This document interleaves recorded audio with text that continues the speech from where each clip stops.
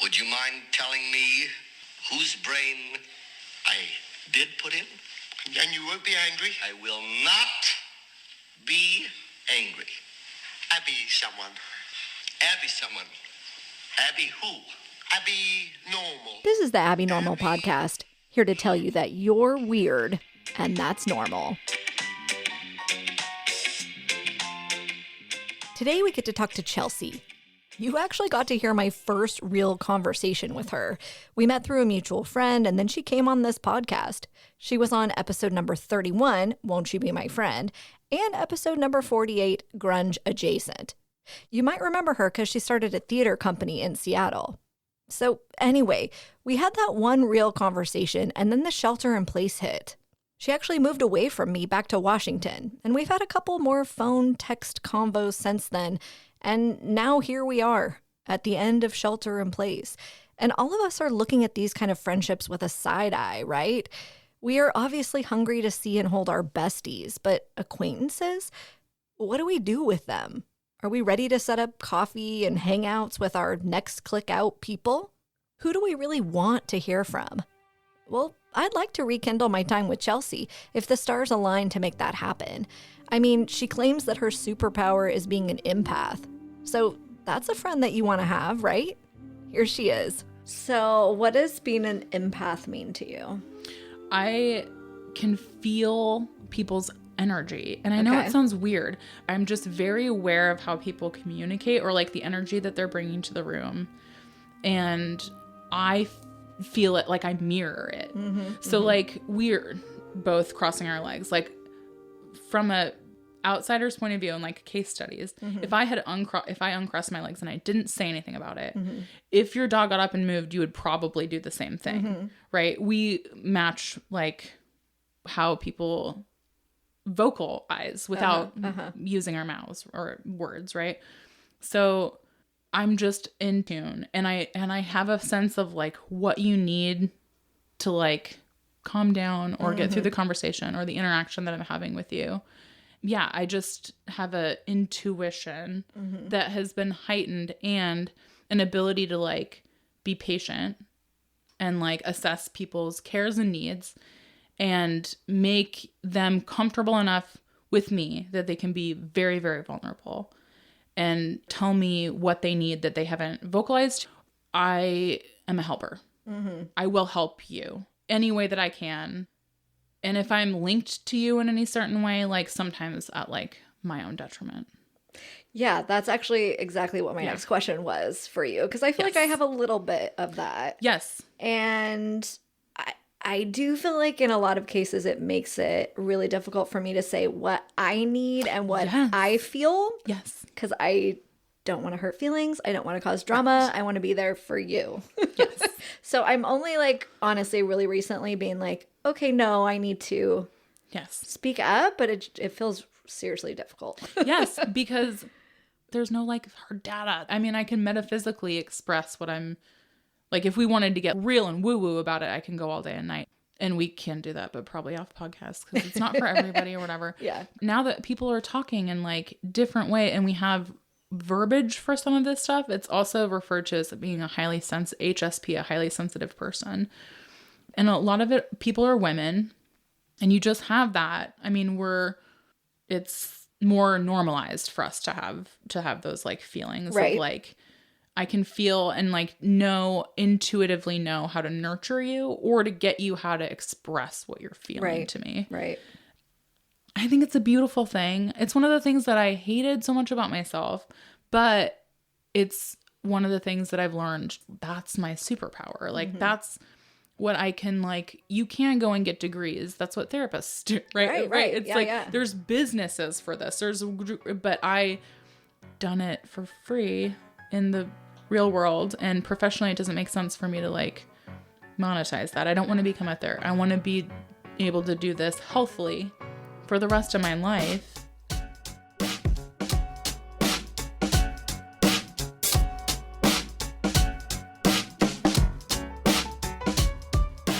Chelsea got in with her people in high school, the drama geeks, and it was not just for fun, but also a way to manage depression and anxiety.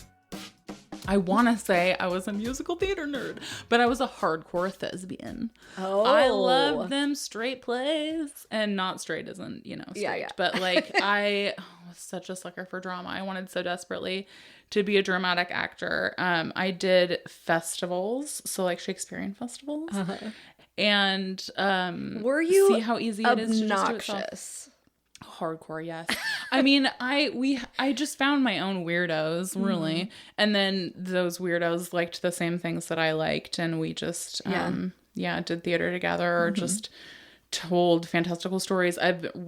Wrote crazy fan fiction.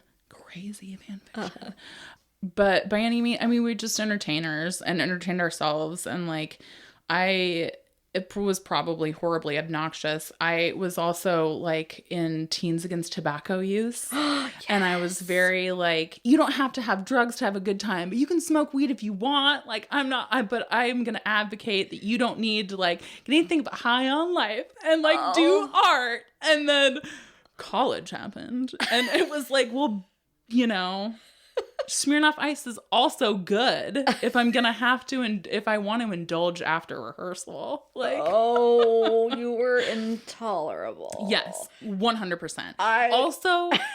I don't hate those kids. Like, they're onto something. No. Like, you're in an activity. I mean, I was also horribly depressed and so anxious, and having like, I was plagued by death.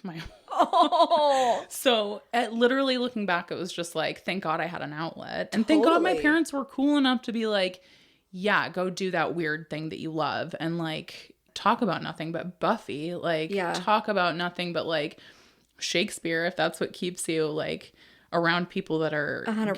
Gonna, Yeah, be supportive and into the thing you like. Yes, but guaranteed I look back and I'm like, oh my God, I literally made patches with our like theater group that said INAP, because everyone thought that we were the kids that had drugs. Right. Or we're just like, I mean, we're legitimately like incestuous about like relationships and love and all that drama. Literally just nonstop drama.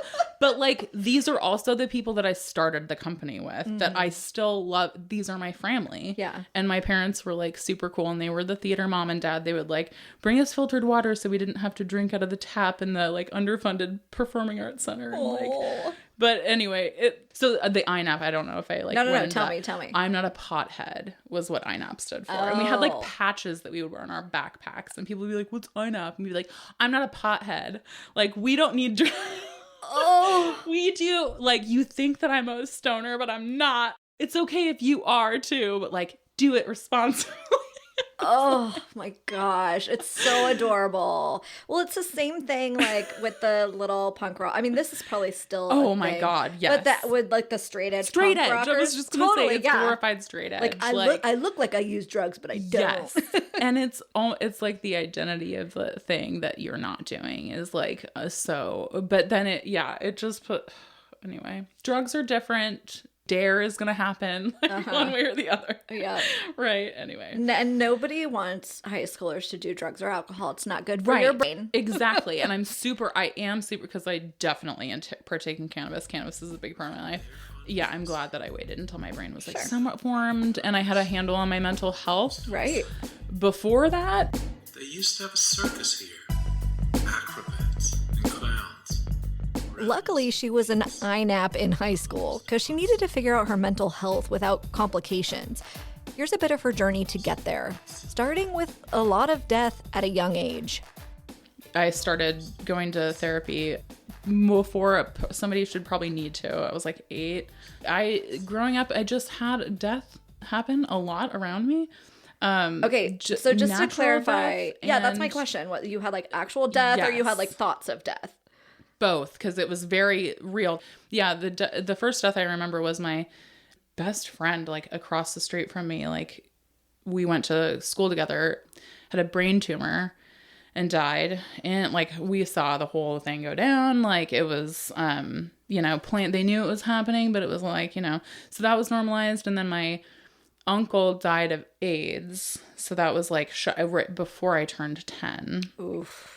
Early 90s. Mm-hmm. So I had a real, like, it just manifests trauma, right? So The only mental health diagnosis that I've had of many, not bragging, just owning it, but the one that I'm comfortable talking about is CPTSD. Okay. And that's been an ongoing healing process What for is my whole that? life. Complex post-traumatic stress disorder. Oh, okay. So it's hard to understand. It is a hard thing to like describe, or like it's different for everybody, right? Mm-hmm. So you have to take like a wide swing at treatment and see what sticks.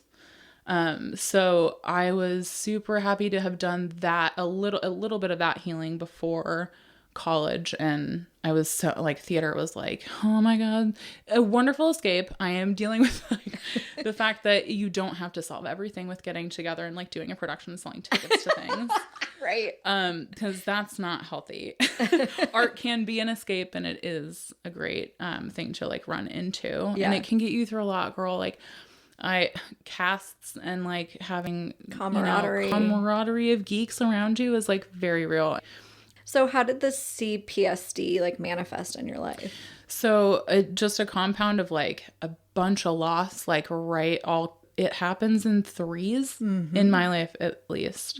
And it's all at once, like in like a year or 2 years. Yeah. And so it was like compound grief with an early awareness of death. Right. And like that it can happen literally anytime to anyone at any time. So sleep was crazy. Like I'm also very attuned to like religious shit. Growing up, my mom was Catholic, or is Catholic, but she's not practicing now. It's like that was a presence in my life. They my dad and her had an agreement that we would be brought up inside of a Catholic school system. And he comes from like hardcore, like Montessori, like very much liberal arts focused, but like religion is like a thing that can he's kind of secular, and like Carl Sagan was like our God. And then my mom was like, no, but God is God and it's Catholic, and so we have to baptize them, yada yada. And they came to like an agreement that we would go as a family, but like should it become compromising for you to like, you know. And I was immediately like, no, this is wrong and weird. And like, I get the rituals and I see all the things, but like ex-nay on the Catholic thing. And they were super into that. And so in the family is still very much a presence. And my mom's side lost a lot of people in a very short amount of time, very dramatically. And Catholics are crazy about dead bodies. Like they can't get enough. They want you to show you. And like as a kid, it's like, and then on top of the fact that they were all kind of dramatic deaths, it was just like, there's a lot of unanswered questions. And then there's lots of talks of ghosts and spirits, and like, they're not gone, but they're gone and they're in the heaven. And then it's like, when you have the two people at home being like, oh no, actually, like we don't know what's going on up there. Nobody has any idea. And then we're all, you know, one, and there's all, but then it's like, so why are we going to this place that's like, everyone's going to hell, but we loved them and here they are. And like, look at the dead body. And then that is weird. A lot. Yeah. It's crazy. Yes. And that's not, I'm not a unique experience by any means, but in what way? I mean, most of the time when I like tell this story or get into my background at all about mental health and like how my childhood was, people are like, oh, me too. Right. Most of the time it's like, oh, same. Or like I've had something similar to that where like you have to get into some real shit pretty quick in life. And like the only way to like get through it is to know that you're not the only one. Things are traumatic and everyone processes it differently. Thankfully, my parents were the kind to be like, we're going to grow all together as a family. So I've seen them get through some like crazy shit, and they've done the same things that I have ended up doing to like get through. I saw my parents go to counseling and like learn to communicate. I saw them go to retreats to like become closer together. They're like still together to this day. I was like one of the only friends in my school system that had parents that were still together. Not school, but like school, like system of friends, you know? And they're the parents to a lot of my friends who don't have traditional families anymore. Like my friends legitimately hang out with my parents, even though I'm not in the state. They like go to, you know, it's like so cute. And a lot of times it's like, oh, you had trauma but it's not everyone fucking has if you get real with yourself. Yeah. Like if you really look at, a lot of people don't, because they don't want to see that stuff. And it is hard to go through, but it is something we have to normalize, because if I like look, I want to see what I wrote to my friend, because it's like, this has been a theme in my life. Yeah. And we have a way of like selective memory. Right? And it's like, when you pull that cord, you might be letting some things come out and real into your life that you don't want, but like it only helps. It helps everything. Yeah. Like I truly believe that there's some form of healing for everyone. And I mean, you've had more grief than I have, to be honest. Not that we need to like level everything, but we can. I mean, literally, this is our first time hanging out. Right. It just so happens that we're recording it, but we're learning lots of new things about each other. But I love it, and yes, I would love to hear. Your experience. My parents have been together a long time too. Like I don't even know, 40 years or something crazy like that. Right. Exactly. So, but they modeled that too. Like they were never shy about telling me that their communication was shit at the beginning, and they do ongoing therapy. It's not like a one time and then you're done kind of thing. And it's such a relief. It's like, so it's like modeling that relationships are hard, and you know, when you're not perfect, and you have to take steps to get better.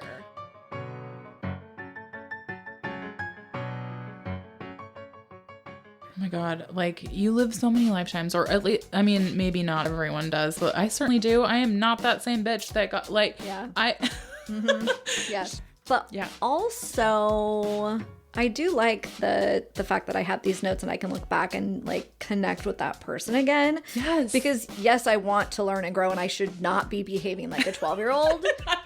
But also like there's some behavior. Right. But there's some magic in like connecting with that original person before they like were fucked up by their life. Yes. So, yeah. I hope I did save my journals. Oh, the journals. So I know I'm dreading going through that. Yeah, because you were a writer, right? Like, there's ample like I moved my whole life into like a 5x5 storage space with my partner, and I got 2 boxes of keepsakes. I was like, we can fit 2 boxes of this shit when you boil it down. Yes. So I have kept some mementos, but like, the notes, I'm like, would love to know what we were talking about, or just kind of sometimes there's like mention. I went through yearbooks and like the notes and stuff, and I'm like, some of those jokes I don't remember, and it's like, never forget this joke, and it's like fuck, that's referenced that started somewhere, like, and I want to know where. But my journals are not good. Well, I feel like I was more open and honest and emotionally invested in the notes that I wrote to friends versus just the way that I journaled. Like my internal dialogue's not that interesting or revealing. Right. It wasn't. Right. And then also it's just the admission of things to of other friends that I kind of want to know too. Or just the way that I would say it in the moment. It would be interesting. Totally. Yeah, I'm not looking forward to the poetry that happens in the like. I'm like, I want to do this with somebody so that they can experience it with me. Yeah, and we can laugh together. But I think I'd get more depressed about it solo.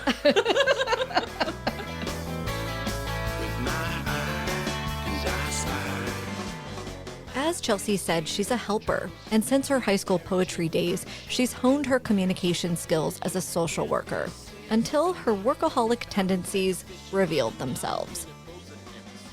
And I have friends and people that I interact with on a daily basis are on average 94 to 12. Right. Yeah. Right. Yeah. Like, and younger, 8. So you like all the humans. Love all the humans. Yes. Love all the humans legitimately. Yes. Yeah. I'm a lover of humans. I think I'm actually quite awkward with children and old people. Yeah. It's been a skill that I've acquired over my life. And most people, can't talk to kids, or there's like a disconnect that happens. It was honestly my time in social work that I broke through and learned to like, and really double down on like communication as a focus professionally. Right. But yeah, I mean, it's the same reason as people have a hard time talking to deaf people. People have a hard time talking to people with disabilities. Yeah. Like there has to be long sustained training of the brain to like learn different forms of communication. Right. It's just like learning a different language. Yeah, yeah. It just also requires like, how would you want to be treated? How would you want to be talked to? And most people don't want to ask themselves those questions. Yeah. I don't want to be talked to like an idiot. Right, exactly. That's what and nobody does. Right. And then it's like, okay, so that applies to me and then literally everyone that I encounter. And there doesn't have to be a shift with the difference. Right. Yeah. Tell me about your experience as a social worker. How long did you do that for? 2000, again, a number is strange and time is a construct. So just in general, how do you feel about it? It was 2009 to 2015. Okay. Yes. So 6 years, going on 7. Yes. Right? So what made you... Somewhere between 5 to 10 years. Yes, exactly. So what made you quit? I got into it and I loved it. And then it was, again, like a workaholism is a thing that comes up in my life. I went hard and I went all in, and it's not easy. And it requires, especially as somebody who identifies as an empath, I know that's like a buzzword now, but I do feel feelings deeply, and I do, as much as humans are garbage and an actual parasite to this earth, and I love animals more. Humans are great, and just, all people deserve to be treated with respect, and the government doesn't do that, and they deserve advocates. So I went hard, and my mother-in-law was actually the reason that I fell in love with my husband. I fell in love with her first. She got me the job and was like, you're going to be great at this. Like, you're a nurturer and a caretaker and you could make money doing this. And so we worked together for like 2 years. Yeah, it had to be 2009 because she passed in 2011. I took her job at Seattle Children's Hospital in the Project Search program. So I helped kids who got diagnosed with a learning disability, a variety, or on the spectrum, disabilities of some kind, help them from the time they were diagnosed in the school system through their last year of special education, and then we got them jobs within the hospital. Oh, wow. So I was working in like the janitorial system to like with people working one-on-one and helping them and being their advocate between like human resources and their boss and then their parents and the government itself, giving them the benefits that they deserve. Right. Helping like get me be there to help them essentially, which doesn't always happen. And a lot of people get kicked out or taken off, which was pretty much why I left. So yeah, I worked in like the janitorial position, but then I also worked with higher functioning people in like the cancer care unit, like in every department possible, essentially. And that took a toll. Yeah. It was amazing.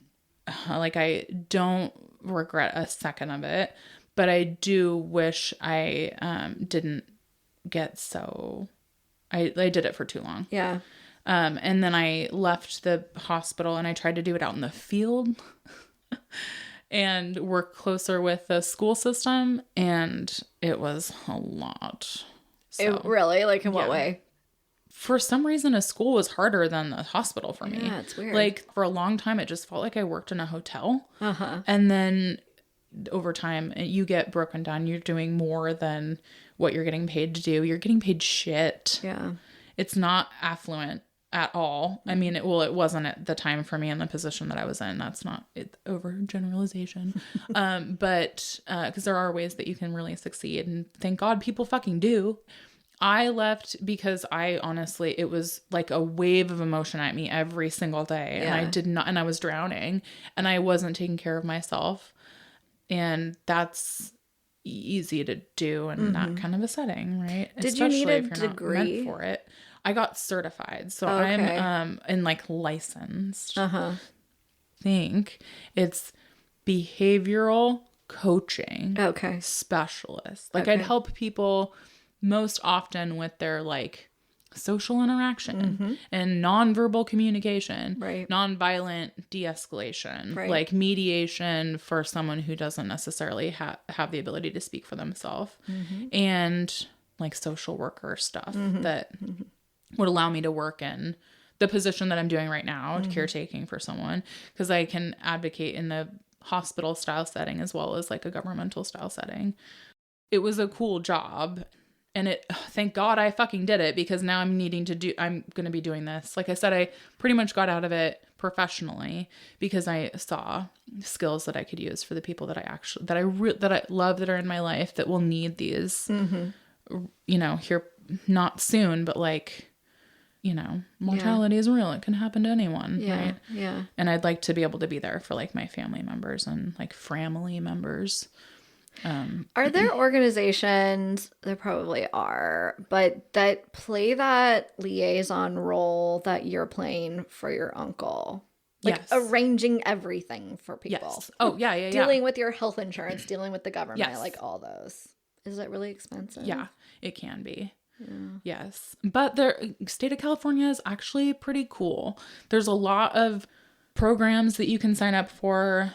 I just know in Washington, there's like very little, but coming down here to California, it was like, whoa, if you're willing to go that route, and if you want that kind of, it takes a lot. There's a lot of waiting on hold. There's a lot of going through paperwork. It's like, Right. they don't make it easy. No. Unfortunately, because our culture doesn't really want to address how we treat our newborns and our elderly people, or those people that need assistance.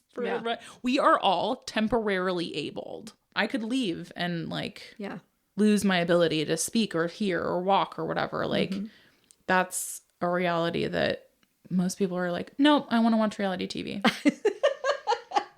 And not think about it. Rather, Thanks. I'll just deal with it when it happens. You're gonna have to deal with it. It's like the odds of shitting your pants. You're going to shit your pants. This is one of the things It's not going to happen to me.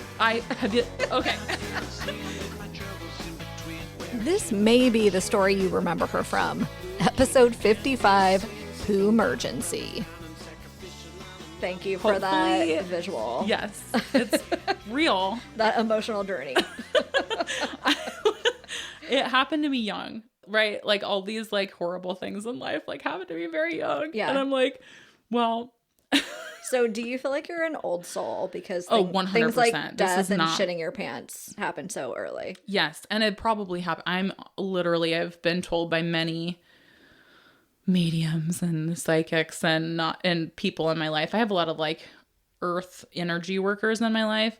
And from the time I was able to like comprehend what people were saying, it was, oh, you've done this before, I could talk to adults and babies. I mean, there's been awkward years when I've definitely had to get good at it, but I've been able to like connect with people because it's like, I get it. I can me too, just about anything. Right. And that's not a bad thing. It was like hard. It specifically, one of the things I think where I don't remember a lot of elementary school or middle school is because I was like alone or with adults. And that's also not a bad thing. But it took me a while to find like the weirdos that would be like, oh, me too. Like, you want to talk about periods? Like, it's not just like, there's a lot of denial of what's going on in your life. Right. And I have always been around people that would be like, well, you're not the only one. You start talking to someone sometimes going to be like, me too. Right. I like that weird British TV show too. Like that you can only get on PBS.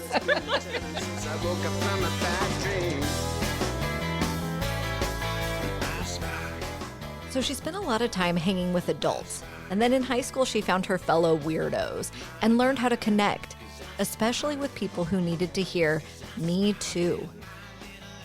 But of course, everything is weird in those middle years.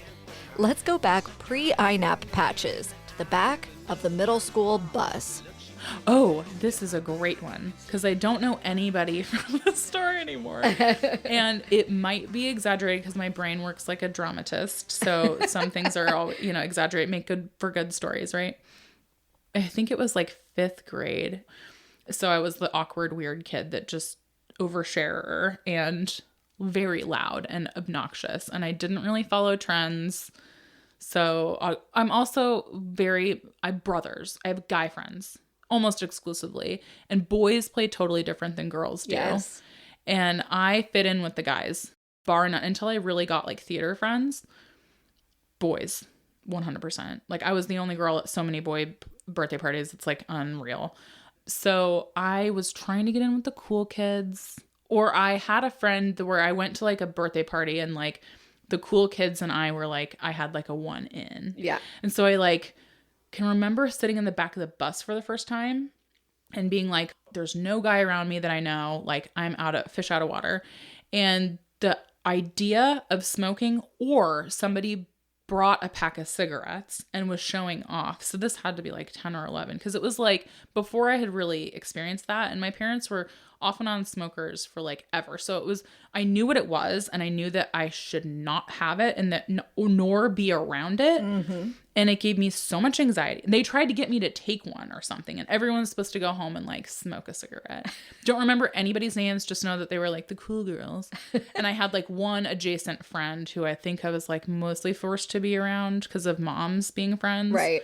And she was like very clearly like ascending, and I was very clearly like still like all I wanted to talk about was X-Files. I'm sure of it, girl. Yes. I'm sure of it. And I was wearing like boy clothes. I got hand-me-downs. There was like no other girls in my family that were like age appropriate. It was all like, oh well, she could wear that. She right. Like no gender. Like free to be whoever you are. And my mom is like very much creature of comfort. So it was like leisure wear. Yes. Until like far too until I could get like good at stealing from like the prop closet. There you go.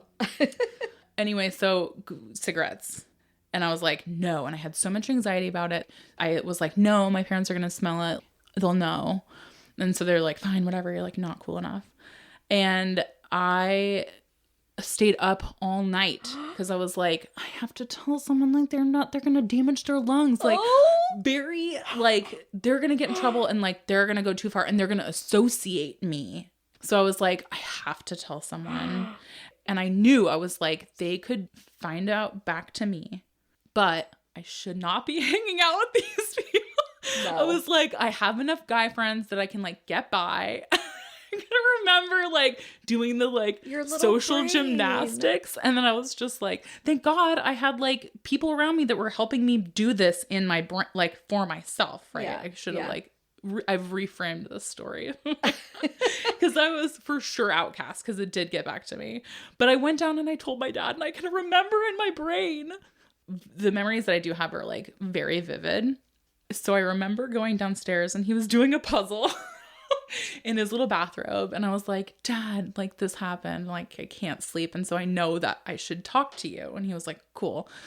And then like, I remember like making him promise that he wouldn't say it was me, that making up some idea. Long story short, the cool kids found out that it was me and I was shunned.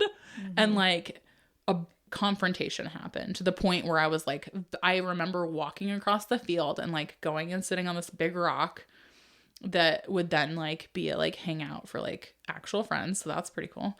I just remember crying and being like, fuck it. I'm crying. I'm like, I did the right thing and like, whatever. And then like the guys that I was friends with in 5th grade, I carried over to be friends with through high school. So. Yeah. Bless your little heart. Yeah, that's the only like blow up that I remember. I mean, I'm sure like I get into fights and like things happen, but like the two like closest friends that I had in middle school, I'm still like Facebook friends with them. Right. Like right. we went through some shit, but like ultimately like we've, stayed in faux touch. Sure. But then the friends that I acquired in like 9th and 10th grade were my business partners. Right. And still, like, I literally talked to all 5 of them today. Yeah. 6. We have, like, a text thread. Right.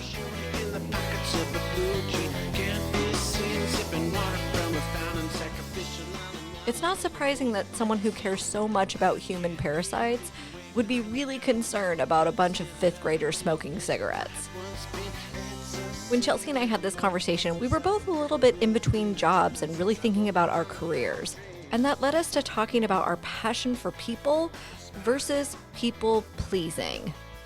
Plus, of course, student debt. So, yeah, I was looking into like school counseling and social work and just kind of those positions we've talked about. And it's like to go back and get whatever degree and certification I would need for a lot of this makes no financial sense. Right. Because then you end up with right student there debt, you know, and then I'm not going to make enough to even pay that off. And so it doesn't make sense, which I am very sad about. Yeah. Because it's like, you know, to make it make sense with financial aid and all that, you need to choose to do that when you're 18 years old. And most people don't know what they're good at when they're 18 years old. Right. It's so real. Yeah. I know. So. Like I said, there's a lot of things that you can do in those realms, but they will keep you at entry level for a really long time. You have to pay your dues, and it fucking sucks. And burnout is fucking real. Right. And hard to come back from. But they're also insanely rewarding. There was like 4 years of my experience where I was like, I would do this. If I won the lottery, I would go in tomorrow. Mm-hmm. But that was also like the people pleaser that like wanted to show, like needed to show up for everyone. Yeah. Right. And completely, I don't know what showing up for myself looks like. Right. And so I'm like, okay, we need some chill time. Mm-hmm. Like I need to really look at like this workaholic tendency and like, it's it's good to do some soul searching and to figure out if you would have the bandwidth to do that, like knowing that about yourself. I just wish in life money was not a factor. Right? Can we just get there and everyone can just do what they love and what they're good at, and everyone has food and healthcare? Yeah. There's places in the world, unfortunately not America. No. And it would require a lot to like do a move to go to a place where you could literally go to uni for free and like pursue this in like 2 to 3 years. Yeah. It's there's avenues, but it's not fucking easy. And then you do have to like you're a student. That's hard to do at any time. And some people I have friends that are still fucking in school that volunteer to go back to school to get more degrees and stuff, who love it. They are turned on by it, lit up. And I'm like, most anxiety in the world. Like I literally have nightmares of like having to go to class. And you're not a school person. Not or school dropout. I have so much fear about doing anything professionally or like sharing advice at all because I'm like feel like it's all unqualified. But it's like no, I've actually done some fucking work. Yeah. All I needed to like feel validated was to watch Lady Gaga like Oprah interview where she was like, I dropped out of college after 2 years. I'm like, perfect. Done and great. Validated. Like not everyone is a student. Like it's remarkable how like much energy it takes and money in this country and resources. You go back to square negative 100,000. Yes, it's fully crazy. It's not cheap. And that is like student debt. It's horrible. And it used to be like when I got a student loan, it was like, it's good debt. Yeah, that was a lie. That is untrue. I'm like, oh my God. Yeah. I just finished paying off 2 years of school and I left in 2000 5 to 10 years ago. Yeah, exactly. Exactly. Early 2000s. Early aughts. 2008. Yeah. Yeah. It's brutal. Yep. And I was marvelously privileged to be able to like hustle enough to fucking do that. Like I still have people that literally left right around the same time who probably still have that debt. Mm-hmm. And the people who graduated from Cornish, 200,000+. Oh my gosh. And that's a BA. Oh my gosh. And sorry, this is going to sound judgmental, but you have like a degree in art. Right. Exactly. I was like, it's not like it's dollar bills ringing down after that. I was like, I'm just going to do this on my own. I'm just going to do this for free. Right. And what's cool, I was going to get up and go pee, but now I'm excited. Do, yeah.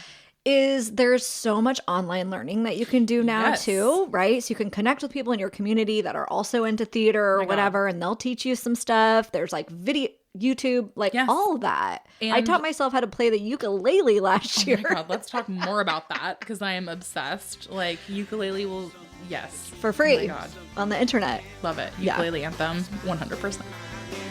It's a fever in my body and a poison that I must try. Okay, I think the takeaway is that a college education of any kind should not bankrupt you as an adult. And an education to do something that you love doesn't always require a college education. There are so many online resources now. Even colleges offer online courses that don't have the same requirements as a degree. I know a lot of people are doing this right now. I sent this recording to my editor, and she said, "I love Chelsea. I feel like I am Chelsea. But what made you want to share this story right now?" And that got me thinking, it's not just that I like her, it's that this conversation is what I've missed over the past year. I actually enjoy these kind of random conversations with folks that you don't know super well, but who are just willing to put it out there. People who you can immediately me too with, who share their mental health struggles, what helps them get through it, who they love, what they love, and how obnoxious they were in middle school. These moments of being slightly vulnerable with someone, when you're unsure how they're going to receive you, that's magic. And even though I'm now awkward and don't know how to act in social settings, I'm reminding myself and you, there's magic out there, if we can be brave.